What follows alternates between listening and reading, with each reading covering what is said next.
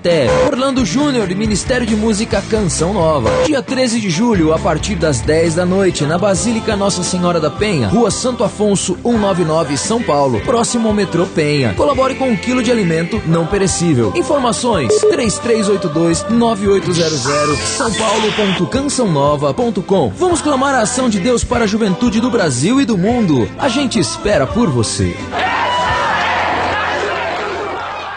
Você tem todos os motivos para ficar ligado conosco. A Rádio América me ajuda muito, me esclarece muito na minha vida. Para mim, as palavras é o meu alimento do dia, da vida. Eu só louvo a Deus por essa rádio que está salvando almas. América. Se você se alistou este ano no serviço militar, confira no seu certificado de alistamento a data e o local para comparecer à seleção. Ao servir a pátria, você se torna um cidadão com mais oportunidades e se prepara para os desafios do futuro. Serviço Militar. Com você, o Brasil é mais forte. Governo Federal. De segunda a sexta, você tem encontro marcado com a doutora Gisela Savioli a partir do meio-dia e aos sábados ao 12h30, com o Dr. Roque Savioli, no programa Mais Saúde. Participação do ouvinte e um bate-papo com especialistas das diversas áreas da saúde. Rádio América. América. 12 horas. São eles, os jovens, os protagonistas desse grande encontro de fé, esperança e unidade.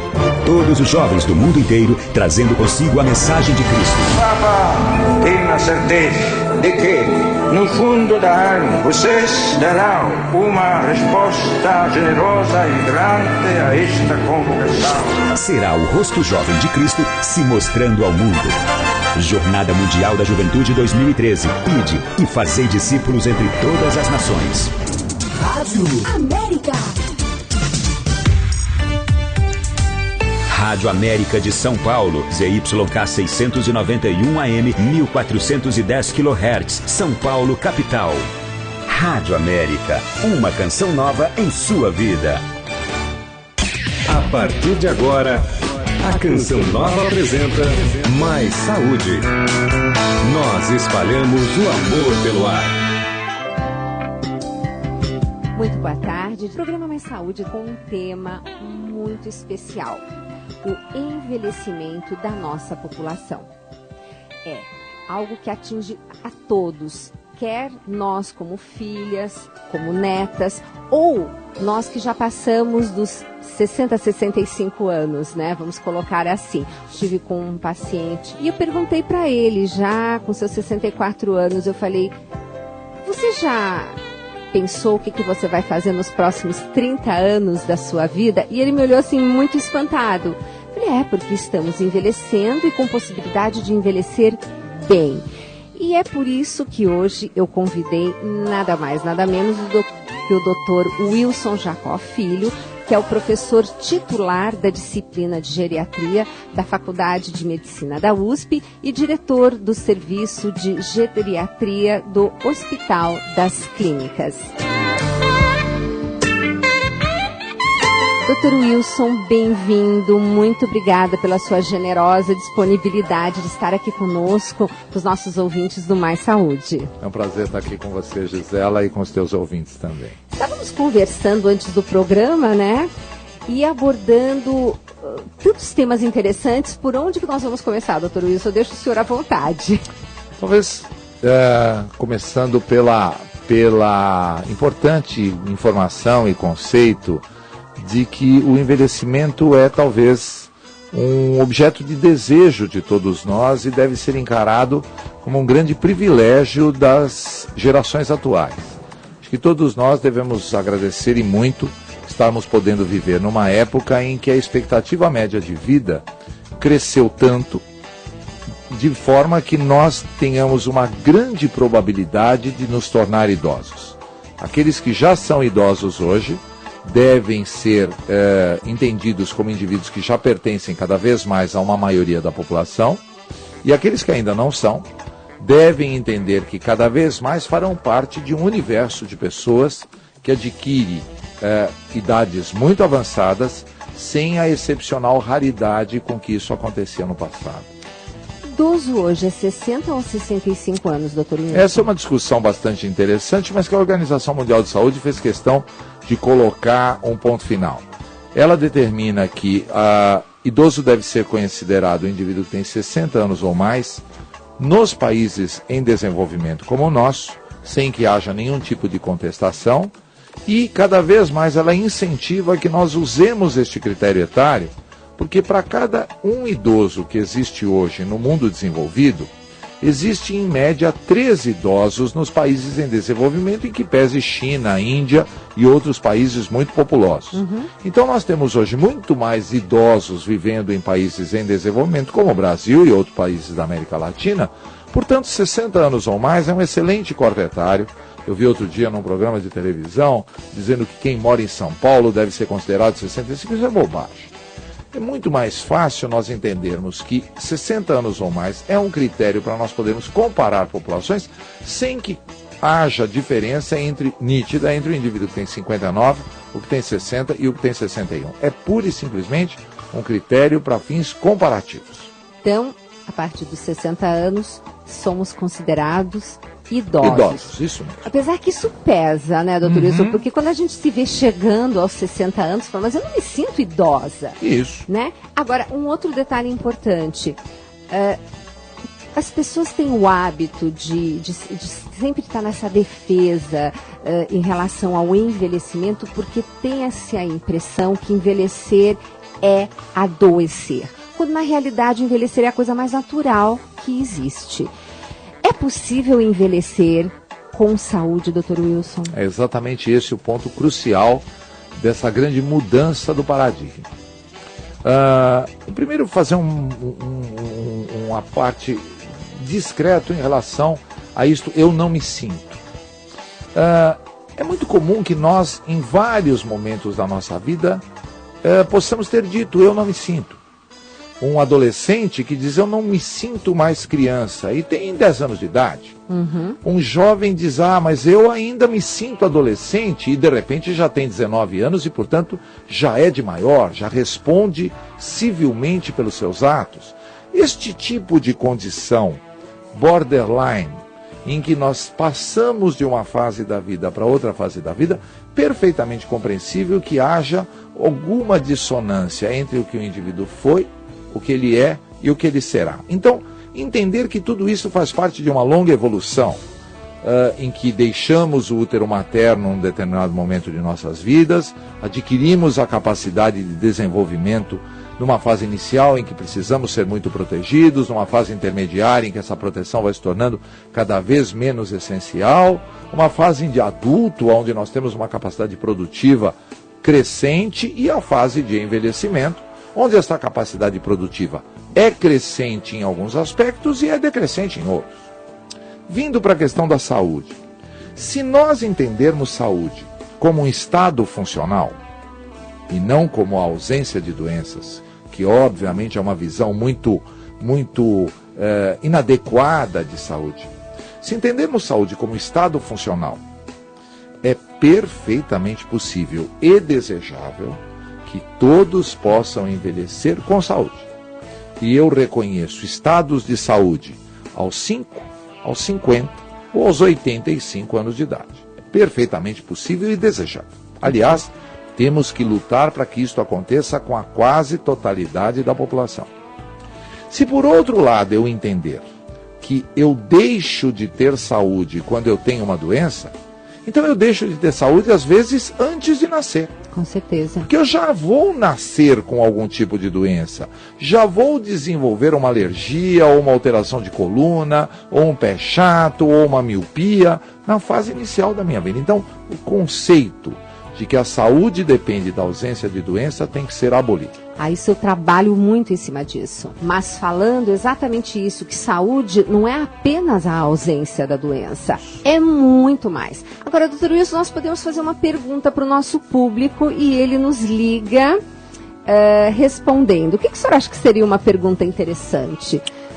Como você está envelhecendo? Ligue 0 operadora 11 2039 1410. O telefone da América. Essa é a pergunta do dia. Como você está envelhecendo? Doutor Wilson, nós estamos falando da melhor idade, que não é a melhor idade. Porque se existe a melhor idade, é como o senhor mesmo disse, então tem a pior idade. Fala um pouquinho sobre isso. Eu me dizia a você, Gisela, que particularmente eu não gosto desta terminologia que tenta dourar a pílula, né? A melhor idade, a boa idade, mesmo a terceira idade, qual é a segunda, qual é a primeira, qual é a que não é boa, qual é a que não é melhor. Idade é uma característica que nós utilizamos para identificar pessoas, assim como dizemos da sua nacionalidade, assim como dizemos do seu gênero, assim como dizemos da sua religião ou da sua etnia. Ela é uma característica que permite que nós possamos identificar, olha, eu vou fazer uma determinada atividade cujo público-alvo vai de tal para tal idade. Agora, a característica funcional, a característica de quanto esta fase é agradável ou não, é determinada pelo próprio indivíduo. Perfeito. O indivíduo fará de cada idade uma idade muito interessante. Quantos de nós, se nós convivemos com isto, que o indivíduo diz, olha, a minha infância e juventude foi muito triste. Exatamente. Eu vivi na época da guerra, eu vivi na época de muita privação, e agora eu vivo muito bem. Então Exato. agora é a tua boa idade. Exatamente. Ao contrário, eu quando jovem vivi num lugar muito agradável, agora não tenho, não é porque eu era jovem, é porque eu tive condições de me desenvolver bem naquela fase e devo readquiri-las agora, devo ir em busca delas. Então, se pudermos divulgar esta ideia e esta visão, não façamos de cada idade uma determinada característica pela idade, mas façamos disso por aquilo que nós agregamos de valor àquela fase da vida. É o hábito de rotularem as coisas, né? Isso E mesmo. cada um tem que fazer de cada momento o seu melhor momento, né? Isso. Olha só, tem a Laura Cândida da Vila Lajeado. Ela vê hoje muitas pessoas jovens consultando geriatras. E ela pergunta qual é a idade que devemos começar a fazer tratamento. Antes de mais nada, Laura, vamos perguntar para o Dr. Wilson qual é a diferença de geriatria e gerontologia. Excelente.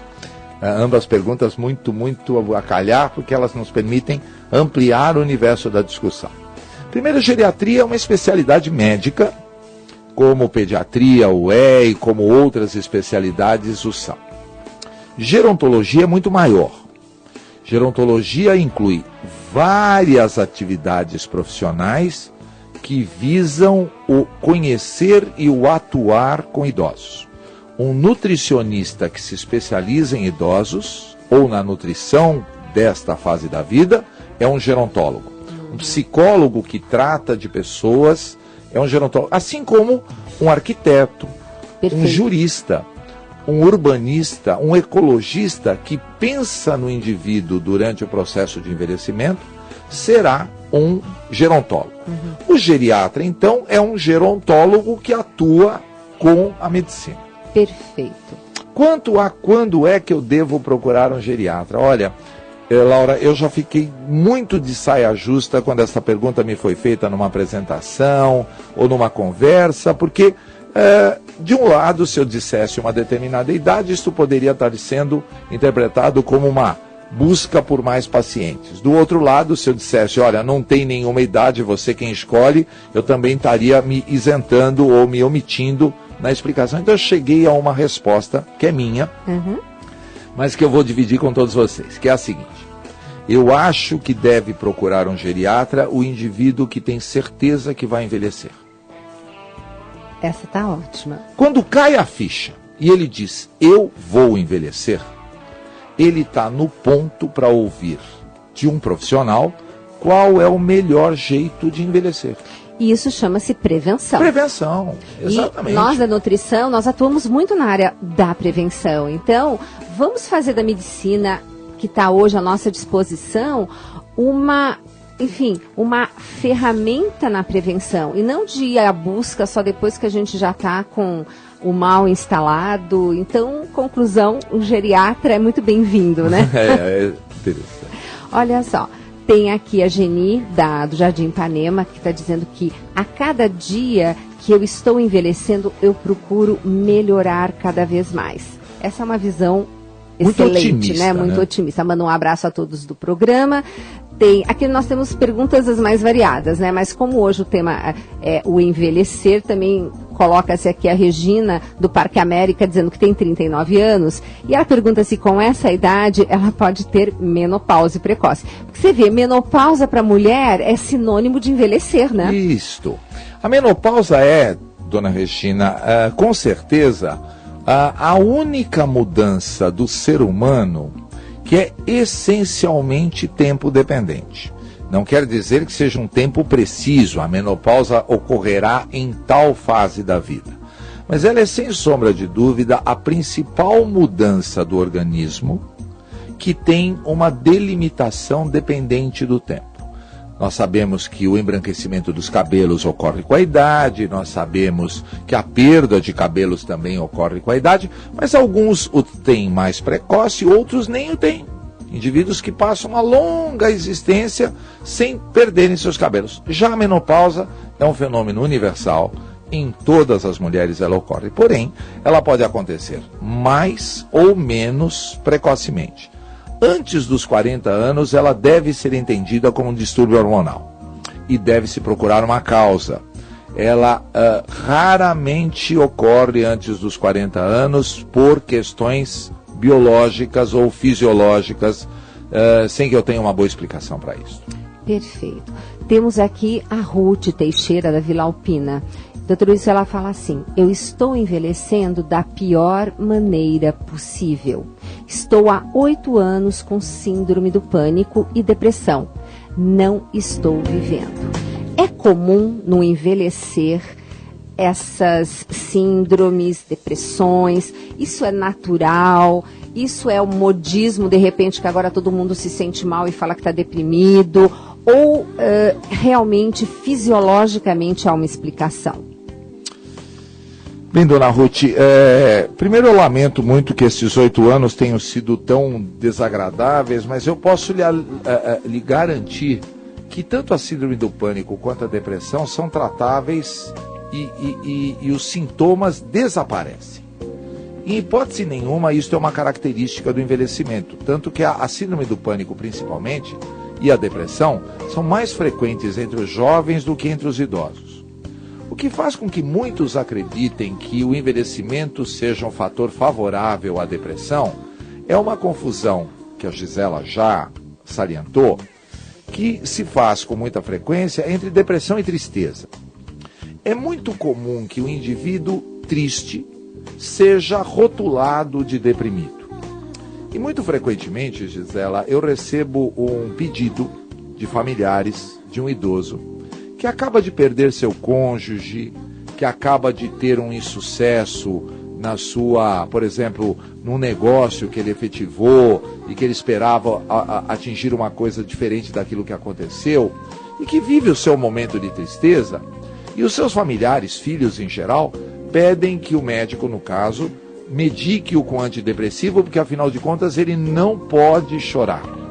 Não só pode, como deve. Exato. A tristeza é um sentimento que faz parte do elenco de sentimentos humanos que deve ser vivenciado dentro da sua condição.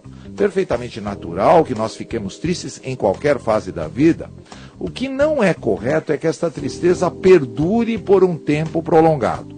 Quando ela perdura ou quando ela não tem uma justificativa, aí sim o diagnóstico de depressão e o tratamento da depressão. Então, 2 coisas eu devo dizer à dona Ruth. Primeiro, ela deve procurar tratamento especializado. Sim. E este tratamento tem que ser eficaz. Não existe depressão, nem síndrome do pânico que resistam a um bom tratamento. Inclusive, Ruth, lembra, se não está adequada a medicação, volta, fala com seu médico, ele precisa saber para poder fazer justamente uma outra substituição e usar uma outra droga, enfim, algo mais eficaz no seu caso, porque cada um é bioquimicamente diferente, né? Então, o que é bom para um paciente, o outro pode não responder. Exatamente, e nós não devemos desanimar de tratar só porque os sintomas não regrediram nos primeiros dias. Nossa, hipertensão que a gente vê muito, né? A dificuldade, como o Dr. Roque, né? O Rock dá um dia da semana dele aos sábados aqui no Mais Saúde. Aliás, seria ótimo até que o senhor um dia tivesse a oportunidade de estar com ele.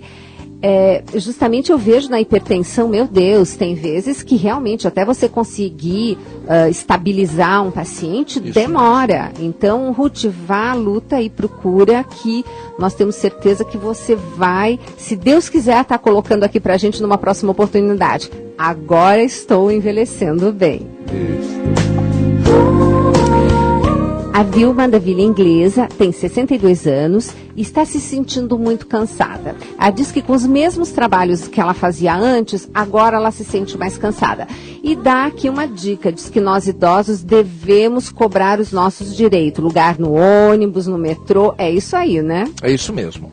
Então, as duas coisas devem ser valorizadas. A primeira é o idoso fazer jus àquilo que ele tem de direitos e utilizá-los dentro de tudo aquilo que pode ser agregado em termos de benefício. A isenção do pagamento do ônibus, a prioridade no assento no metrô, as prioridades das filas especiais em bancos ou em bilheterias, sem que ele tenha o constrangimento de que para fazer isso ele tem que se identificar como idoso. Nesses casos todos, ser idoso é um privilégio, eu adoraria poder utilizar desses benefícios, não vejo a hora que isto venha a me ser útil também. Por outro lado, dona Vilma, quanto ao cansaço, há que se separar. Aquilo que nós fazemos no cotidiano, como subir uma escada, carregar um volume, andar por uma distância de 2 ou 3 quarteirões, não devem cansar uma pessoa saudável nem aos 30, nem aos 60, nem aos 70 anos de idade. Subir 10 lances de escada, sem sombra de dúvida, cansa a grande maioria das pessoas. Mas antes eu fazia isto e não me cansava. Bom, antes você era excepcionalmente bem dotado e, obviamente, muito treinado para fazer determinada coisa. Deixou de treinar, deixou de ter esta resistência maior e, consequentemente, volta ao universo de cansar-se com aquilo que todos se cansam.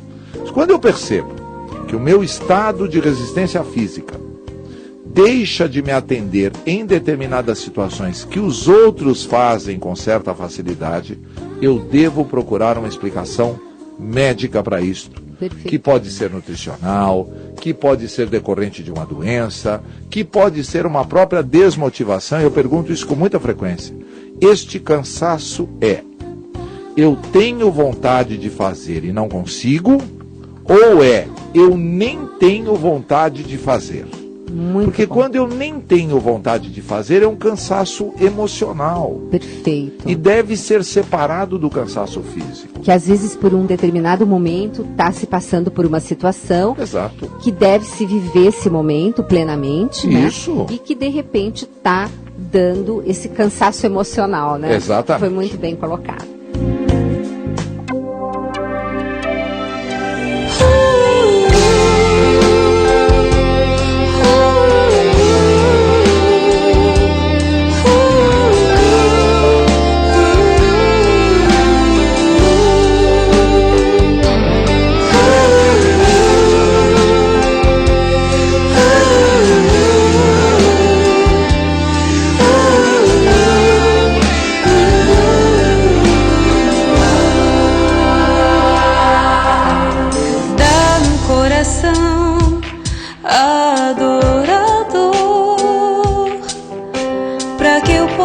Te louvar, para que eu possa te adorar, para que eu possa estar em ti, Senhor. Dá-me um coração adorador, para que eu possa te louvar, para que eu possa te adorar, para que eu possa estar em ti, Senhor. Em tua presença eu quero estar. Fala-me, Senhor, quero te ouvir. Visita o meu coração, faz-me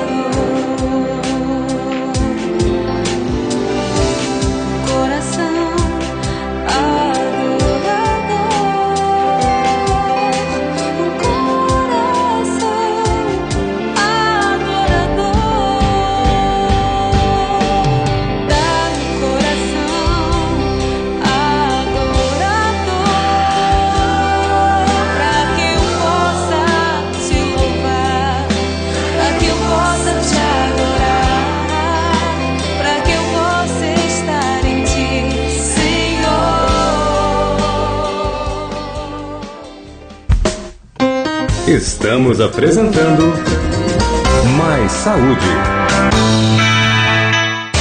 Todos os dias, a Rádio América prepara você para a Jornada Mundial da Juventude. Com a eleição do Papa Francisco, a expectativa é de que mais jovens venham para a Jornada Mundial da Juventude no Rio de Janeiro. Você sabia? No programa JMJ 2013, você acompanha passo a passo os preparativos de um dos maiores eventos católicos do mundo. Tudo isso porque estamos a serviço da Igreja e da Palavra de Deus. Sintonize todos os dias e divulgue a AM 1410, uma canção nova em sua vida. Escute a Rádio América pelo nosso aplicativo para iPhone e Android. Baixe gratuitamente. Aplicativo Rádio América. Rádio América no Facebook. Fanpage Rádio América Canção Nova. Você está sintonizando a Rádio América, uma canção nova em sua vida. A quinta-feira é um dia especial na Canção Nova. Dia de louvor e adoração a Jesus Eucarístico. Participe conosco na Catedral Maronita Nossa Senhora do Líbano, a partir das 3 da tarde, começando com o Terço da Misericórdia. E às 4h30, celebre conosco a Santa Missa, na Rua Tamandaré, 355, bairro Liberdade, próximo à estação de metrô São Joaquim. Informações: 3382-9800. 3382-9800. Faltam 12 dias para o grande evento, o mais esperado, a Jornada Mundial da Juventude no Rio de Janeiro. A próxima Jornada Mundial da Juventude será Rio de Janeiro. JMJ Rio 2013. Tamo junto. Venha participar da vigília Clamando por Milagres em preparação para a Jornada Mundial da Juventude com o tema Ninguém te menospreze por seres jovem, procure ser para os que creem um exemplo. Com Padre Adriano Zandoná, da Comunidade Canção Nova, Padre Marlon, da Diocese de Taubaté, Orlando Júnior, do Ministério de Música Canção Nova. Dia 13 de julho, a partir das 10 da noite, na Basílica Nossa Senhora da Penha, Rua Santo Afonso 199, São Paulo, próximo ao metrô Penha. Colabore com 1 quilo de alimento não perecível. Informações: 3382-9800, sãopaulo.cançãonova.com. Vamos clamar a ação de Deus para a juventude do Brasil e do mundo. A gente espera por você. Reina em Mim é um novo CD de Newton Júnior pela gravadora Canção Nova. São 13 faixas que nos convida a louvar e agradecer a Deus. Toma o teu lugar, Senhor. Ser de Deus e de Deus somente. Essa é a resposta de um coração apaixonado por Deus. Adquira já o seu. 0 Operadora 12 3186 2600 ou acesse loja.cançãonova.com. Produtos Canção Nova. Presentes que transformam vidas. Comece bem a sua tarde. Conexão Canção Nova. De 1 às 3 da tarde. Você confere o que acontece na Missão Canção Nova de São Paulo e curte música, entretenimento com a sua participação ao vivo. Alô, alô, alô. De segunda a sexta-feira, aqui. Rádio América. América. 12h29. Tudo começou com um encontro promovido pelo Papa João Paulo II em 1984. Queridos jovens, Cristo chama, Cristo quer andar com vocês. Foi um encontro de amor, sonhado por Deus e abraçado pelos jovens. O testemunho de João Paulo II foi muito importante para a minha vida, né? Vozes que precisavam ser ouvidas e um coração pronto para acolhê-las. Jornada Mundial da Juventude 2013. Ide e fazei discípulos entre todas as nações. Escute a Rádio América pelo nosso aplicativo para iPhone e Android. Baixe gratuitamente. Aplicativo Rádio América. Rádio América no Facebook. Fanpage Rádio América Canção Nova. Rádio América no Twitter. @AméricaCN. Você está sintonizando a Rádio América, uma canção nova em sua vida. O telefone da América: 0 Operadora 11 2039 1410. 2039-1410. Envie seu torpedo para o número 49400 da seguinte forma: CNSP, espaço e a sua mensagem. Rádio América. Estamos apresentando Mais Saúde. A Mercedes da Vila Nelson, doutora Gisele, estou envelhecendo muito bem. Tenho 68 anos, mas eu acho que não tenho essa idade. Foi aquilo que a gente estava conversando, né? Bem no começo do programa. A Jacira Bernadette, da Vila Anchieta de Embu, lá do Embu, diz assim: estou envelhecendo feliz, porque através do programa Mais Saúde corrigi hábitos errados. Faço atividade física, me alimento corretamente. Um abraço para todos do programa. Obrigada, Jacira. Ana Ferreira, do Jardim das Pedras, de Carapicuíba. Apesar de eu ter tido um AVC há 4 anos, me sinto bem. Faço meu serviço de casa e sou feliz. Um abraço para todos. Thaís Cristina, da Vila Francisco Matarazzo, de Santo André. Gostaria de indicar para Dona Ruth, da Vila Alpina, a Fraternidade de Aliança Mãe de Misericórdia, que fica na Rua Suzana, 712, na Vila Alpina. Que sempre, né, doutor Wilson, a importância de nos vermos na tripla dimensão. Sim. Física, psíquica e espiritual, né? Isso mesmo. Então a gente nota muitos benefícios do grupo, de um grupo de oração, assim, a atenção, quer dizer, onde partilha, né? Isso é muito importante. O pior de tudo é o isolamento social, não é? E principalmente quando o indivíduo entende que aquele problema é só dele. É. Todas as vezes que nós reunimos pessoas que têm problemas comuns, já pelo reconhecimento que o problema não é só dele, existe um grande alívio do ponto de vista de sintomas. Quando nós temos, por exemplo, distúrbios de memória, e o indivíduo valorizando demais um distúrbio de memória muito simples, como, por exemplo, não saber onde guardou as chaves ou esquecer onde colocou a bolsa. No momento em que ele coloca isto diante de um pequeno grupo que mostra que tem distúrbios de memória ou imperfeições da memória semelhantes aos dele, ele percebe a grande vantagem que ele tem com as inúmeras outras memórias que ele possui. Exato. Não ficar só olhando para o lado negativo. Exatamente. E, doutor Luiz, nós estávamos comentando, eu até peguei aqui o refrão do Padre Léo, nosso querido saudoso Padre Léo, né, que dizia assim: envelhecer é administrar perdas. Mas o senhor colocou algo assim muito interessante que eu gostaria que nós trouxéssemos para o programa. Perdemos sempre durante a vida toda, né, doutor Luiz? Não só no envelhecer. Faria um pequeno adendo a esta frase do Padre Léo, que é muito peculiar, muito própria. Eu diria que viver é administrar perdas.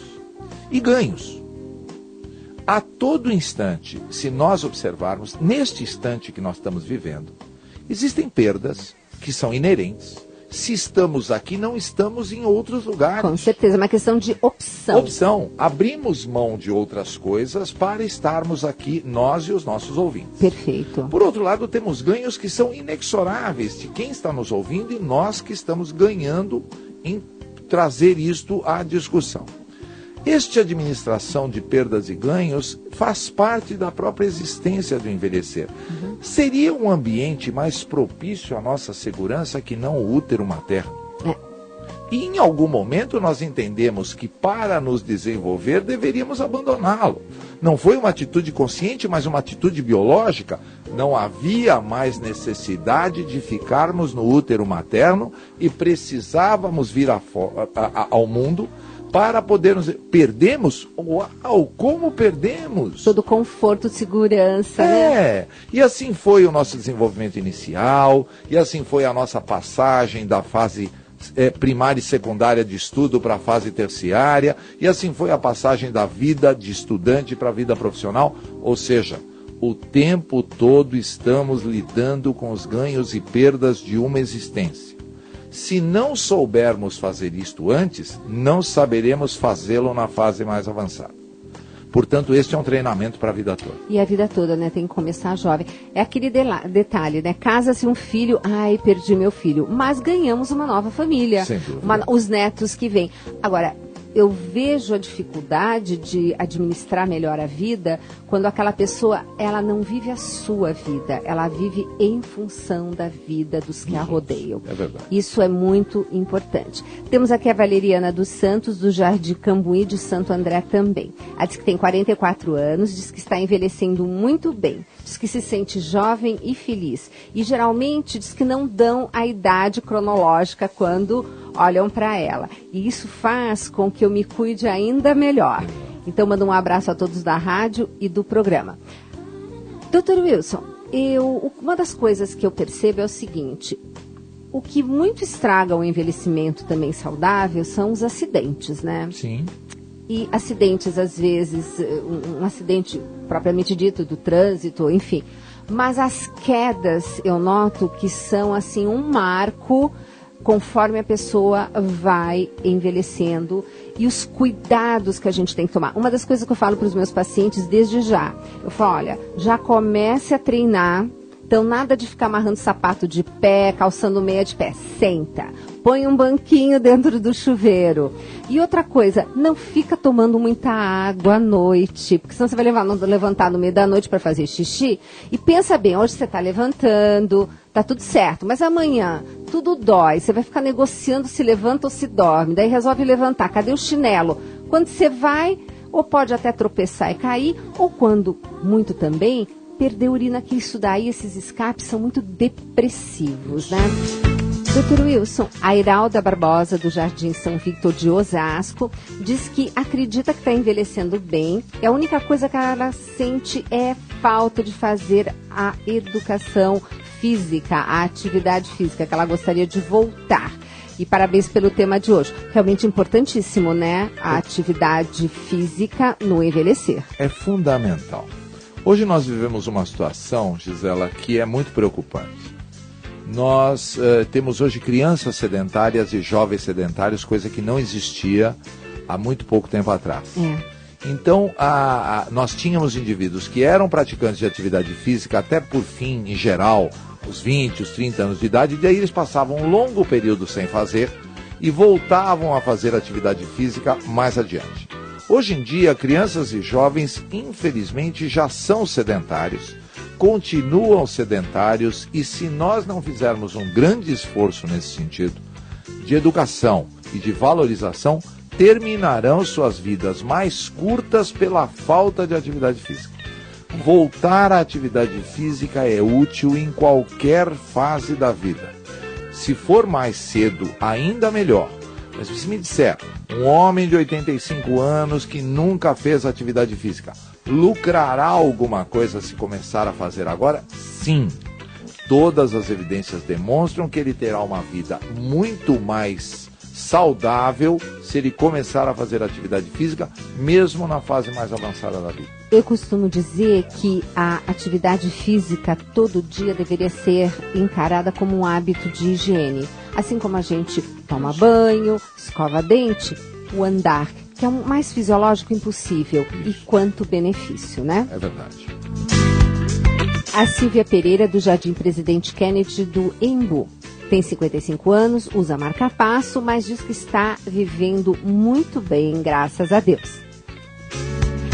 A Miriam Odoni, da Vila Mariana, tem uma admiração muito grande pelo Dr. Jacó, pois leio suas matérias na Folha de São Paulo. São maravilhosas, me ajudam a envelhecer, e pergunta o que o doutor acha das propagandas anti-envelhecimento.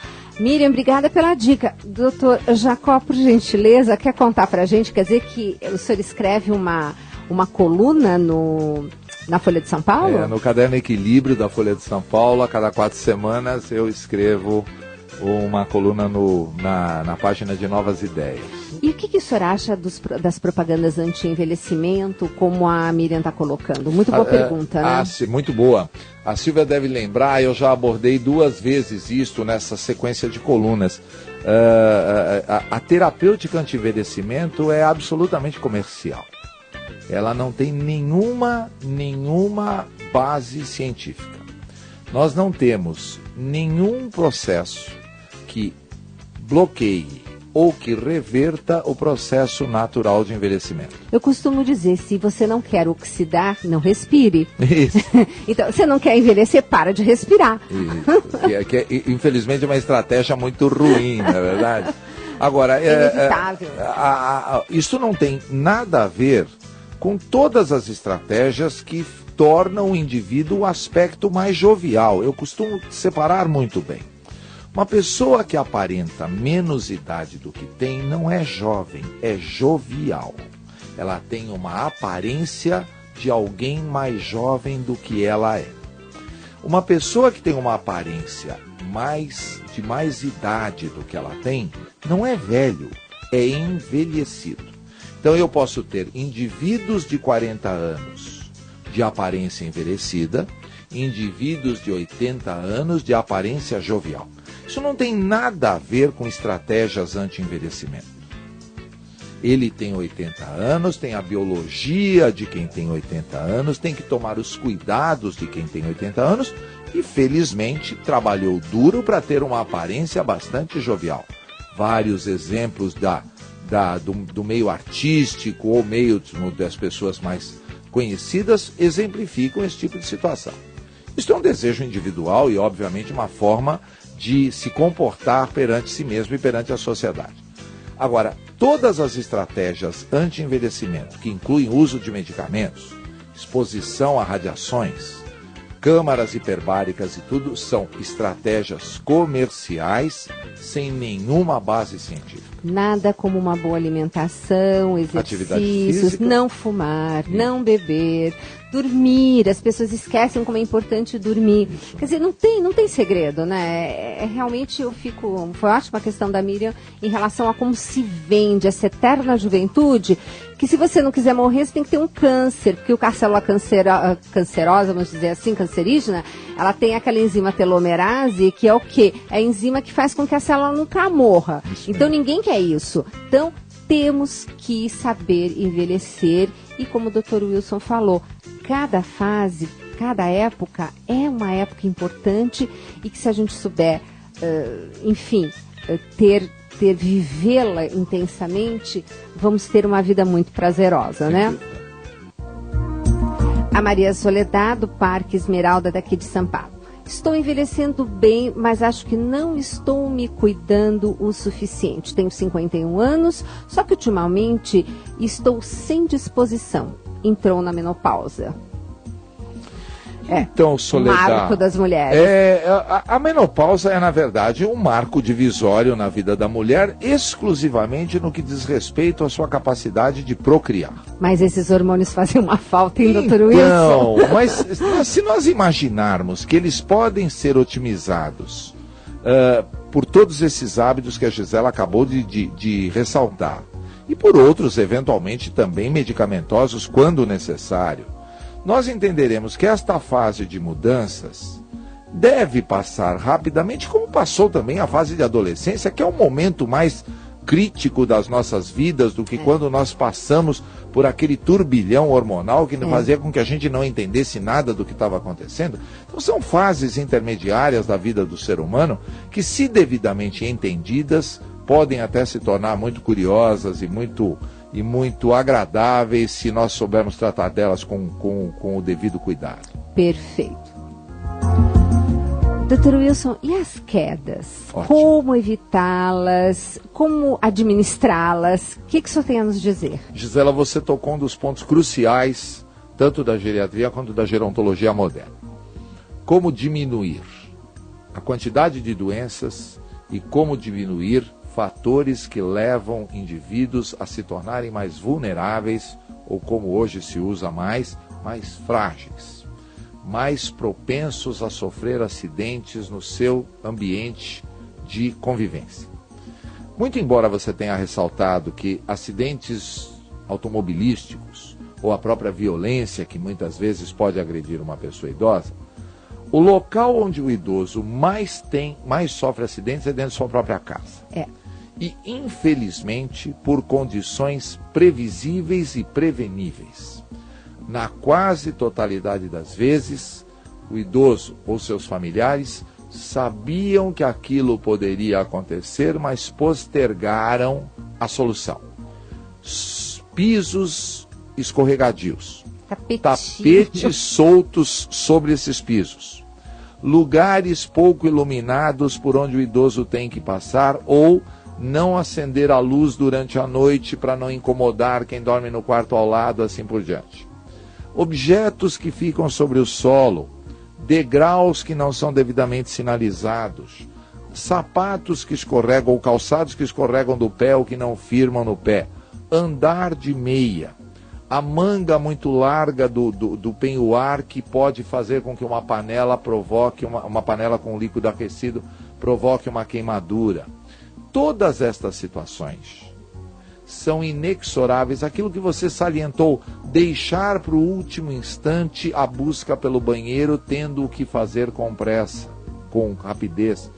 Tudo isto tem que ser olhado como fazendo parte da adaptação do ambiente a esta pessoa que está se modificando. Eu costumo dizer que nós somos muito cuidadosos quando um recém-nascido começa a se movimentar. Nós colocamos plug nas tomadas, nós colocamos rede nas janelas, Exato. Nós fazemos uma série de cuidados para evitar o acidente doméstico com a criança, porque sabemos que ele muito frequentemente causa danos e prejuízos graves. Maior ainda é do acidente do idoso. Se nós todos conseguirmos nos conscientizar que quem se adapta é o ambiente ao indivíduo e não o indivíduo ao ambiente, Perfeito. Nós eliminaremos a maior parte das causas de problemas que acontecem no domicílio. Olha, fantástica essa observação e essa colocação, porque eu noto claramente isso, vivencio muito isso no consultório, porque afinal de contas a gente acaba também tratando, começa a tratar do filho, daí acaba trazendo, vou trazer meu pai, vou trazer minha mãe, e nós notamos isso, quer dizer, prevenir acidentes é dever de todos, Exatamente. né? Dr. Wilson, nós já estamos no final do programa. E antes eu gostaria, lógico, que agradecer profundamente a sua generosa disponibilidade, dizer que o senhor não veio a primeira vez para o programa, porque nós vamos estar convidando, por favor, o senhor para voltar. Quando o senhor tiver alguma pauta interessante, por favor, sinta-se à vontade de colocar aqui para nós e vir também. E gostaria que o senhor falasse um pouco do Instituto, se o senhor quer deixar algum recado. Eu sei que tem muitos cursos, muita coisa boa acontecendo, fique à vontade. É isso mesmo. Gisela, antes de mais nada, sou eu quem agradeço a oportunidade de participar de um programa como o seu e ter esta liberdade de expressão que você me deu, sem sombra de dúvida, um privilégio, e eu pretendo fazê-lo outras vezes quando assim for possível. Obrigada. Nós estamos vivendo um momento histórico na vida do ser humano. Nós nunca tivemos tanta chance de envelhecer como temos hoje. Esta expectativa de vida deverá crescer por algum tempo adicional, mas logo em seguida deverá estabilizar por volta dos 85 ou 90 anos, como já acontece na Europa e na América do Norte, e assim deverá permanecer por muito, muito tempo. Ou seja, nós estamos pegando exatamente o momento da transição. O final do século XX e o início do século XXI serão lembrados daqui a muitos séculos como a fase em que a população do mundo deixou de ser uma população predominantemente jovem e passou a ser uma população predominantemente idosa. Nós temos que dirigir os rumos disso. Somos nós os responsáveis, nós profissionais, nós população. Nós temos que mostrar exatamente o que nós queremos para o nosso envelhecimento. Perfeito. E exigir que os tomadores de decisão sejam capazes de nos atender. E nós nos manifestamos, como você faz, diante de um veículo de comunicação tão forte como o teu, mas também quando votamos, também quando fazemos prevalecer a nossa opinião. Quando fazemos parte do comitê do bairro. Isto, quando na reunião de síndico de condôminos, vamos lá e expressamos a nossa vontade e a nossa necessidade. Ou seja, o indivíduo que envelhece é membro efetivo de uma comunidade. Se ele não fizer por merecer isto, ele sempre será marginal. Dr. Wilson, muito obrigado. Encontre aqui na Rádio América, na Canção Nova, um canal aberto para divulgar o que for necessário, abertura de protocolo, enfim, sinta-se em casa. Muito agradeço mais uma vez a sua presença. Um beijo muito grande e até lá.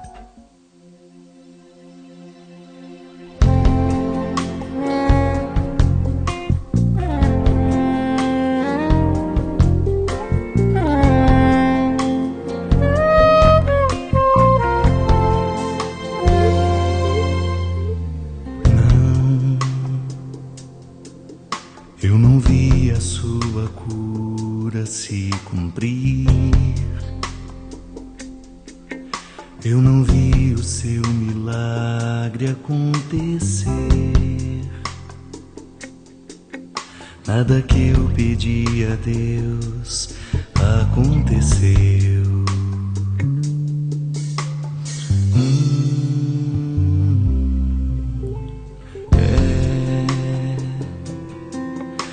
tentando achar o rumo por aqui. Vou reaprendendo ser sem ter você, descobrindo em mim o que você deixou. Grito seu nome, desejoso de resposta, quando vejo a mesa posta em seu lugar sem ter ninguém. Mas nessa ausência sei que existe outra presença, uma força que sustenta e que me faz permanecer de pé.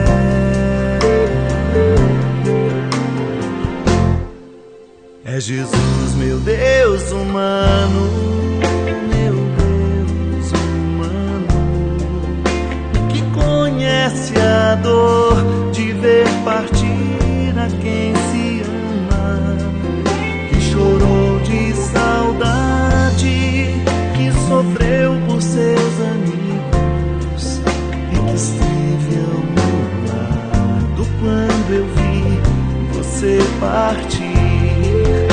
É Jesus, meu Deus humano, meu Deus humano, que conhece a dor de ver partir a quem se ama, que chorou de saudade, que sofreu por seus amigos e que não me abandona quando eu não sei compreender por que você partiu, por que você se foi e por que o milagre não se deu como eu pedi.